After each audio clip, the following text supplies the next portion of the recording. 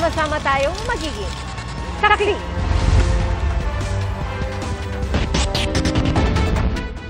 Nagliyab ang isang taxi sa labas ng subdivision sa Davao City. Ayon sa driver, bigla na lang umusok ang harapang bahagi ng sasakyan kaya agad siyang bumaba kasama ang dalawa niyang pasahero. Mabilis namang naapula ng mga bumbero ang apoy. Tinutukoy pa ang sanhi ng sunog. Pinag-aaralan ni Pangulong Bongbong Marcos ang rekomendasyong baguhin ang working hours ng mga kawani sa national government agencies sa Metro Manila. At bilang paghahanda po yan sa traffic na maaaring idulot ng EDSA rehabilitation. Ating saksihan!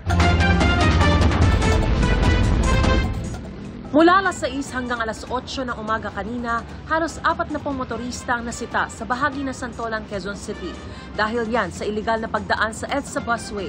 Karamihan, mga motorsiklo. Isa sa mga natiketan, government van. Ang mga nasita, pinagmulta ng tig 5,000 piso. Bukod sa mga iligal na dumaan sa EDSA busway, may mga nahuli rin para sa reckless driving, walang dalang lisensya o rehistro ng sasakyan at mga walang suot na helmet.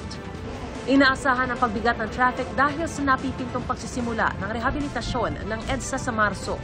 Kaya balak irekomenda ng MMDA na gawin ng 7 a.m. to 4 p.m. ang schedule ng trabaho sa mga national government agencies sa Metro Manila para hindi sila sumabay sa rush hour. Yes, I saw that.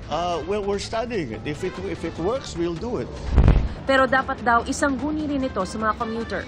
It's not enough to talk to the traffic enforcers and the administrators of traffic that have made the suggestion. We also have to ask the commuting public kung practical para sa kanila.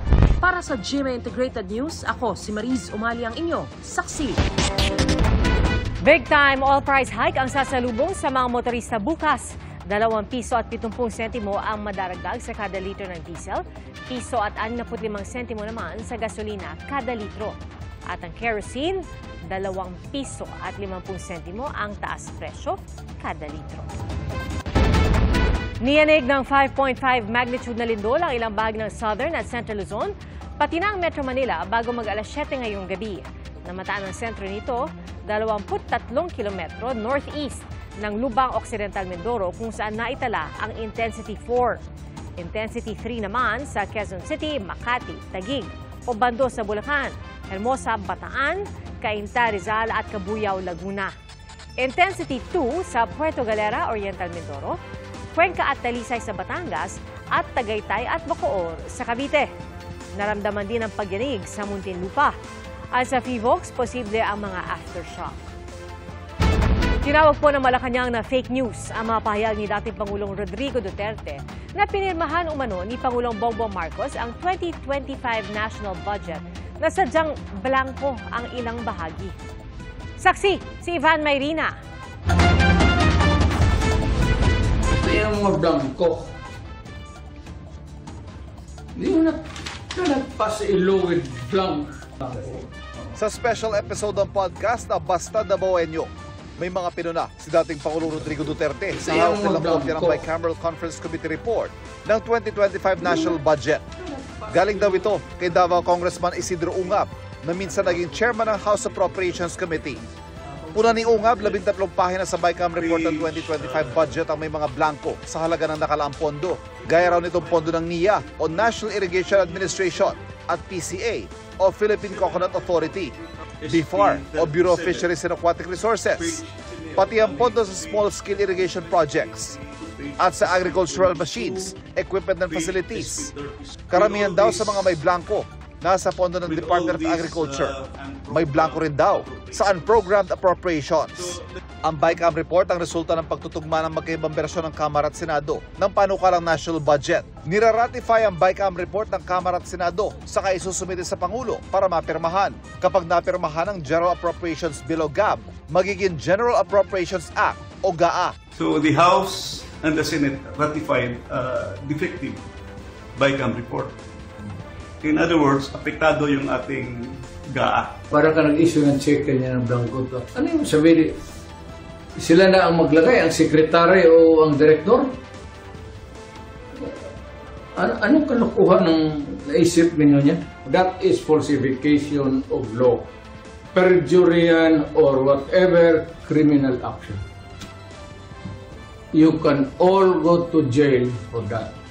Sagot dito ni Pangulong Bongbong Marcos. He's lying. He's a president. He knows that you cannot pass a GAA without with a blank. He's lying. He's lying because he knows perfectly well that that doesn't ever happen. Si Executive Secretary Lucas Bersamin, tinawag na fake news ang mga pahayag na pinirmahan ni Pangulong Bongbong Marcos ang budget na may mga blanko.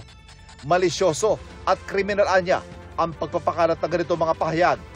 Wala raw bahagi ng 2025 national budget na hindi binusisi bago ito pinirmahan ng Pangulo. Kahit sino raw tumingin sa 2025 national budget na pwede i-check sa website ng Department of Budget and Management, makikitang walang proyektong blanko ang appropriations. Sa kasaysayan ng buong Pilipinas, hindi pinapayagan na magkaroon ng item ang GAA nang hindi nakalagay kung ano yung project at saka ano yung gastos, ano yung pondo. So, it's a lie. Ayon din sa DBM, sa ilalim ng saligang batas, ang General Appropriations Bill o GAB at hindi ang BICAM report ang isinusumite sa Pangulo para pirmahan o i-veto. Ang bill na inihain sa Pangulo, kompletong dokumento raw, walang blanko o nawawalang detalye. Sabi naman ni dating Chief Presidential Legal Counsel Attorney Salvador Panelo, naghayag ang dating Pangulo ng legal opinion. Ani Panelo, kung totoo mga pahayag ni Ungab na pinirmahan ng GAA ng may mga kahinaan, maaaring makulong ang mga may pananagutan. Tanong naman ni Ungab, kung may blankong item sa BICAM report na pinalabasihan ng mga numero nakalagay sa General Appropriations Act, paanong nakompleto ang GAA? Bakit daw pumirma ang mga miyembro ng BICAM sa anyay depektibong report? Bakit daw ito niratify ng Kongreso? At bakit daw pinirmahan ng Pangulo?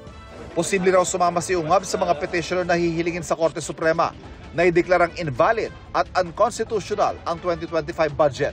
Sa ngayon, inihahanda na raw ng mga abogado ang isasampang reklamo tungkol dito. Daon na lang sinabi ng Malacanang na kumpiyansa sila sa naisabata sa GAA, pero hindi naman daw nila mapipigilan kung may kumwestiyon ito sa Korte Suprema. Para sa GMA Integrated News, Ivan Mayrina ang inyong saksi. 3 patay at 1 kritikal sa pamamaril sa Lapu-Lapu City sa Cebu. At sa Misamis Oriental, patay sa hampas ng tubo ang lalaking senior citizen. Saksi, si Alan Domingo ng GMA Regional TV.